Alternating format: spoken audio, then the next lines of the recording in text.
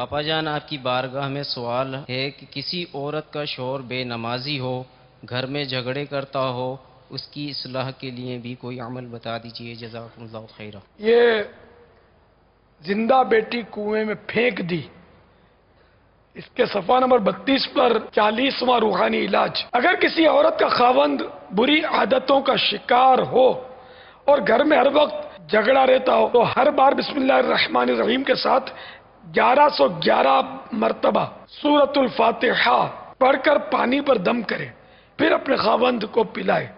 انشاءاللہ عز و جل شوہر نیک نمازی بن جائے گا۔ پھر اس کے ساتھ ہلال لائن کاؤنس میں لکھا ہوا ہے، یہ عمل اس طرح کرنا ہے کہ شوہر وغیرہ کو پتہ نہ چلے، ورنہ غلط فہمی کے سبب فساد ہو سکتا ہے۔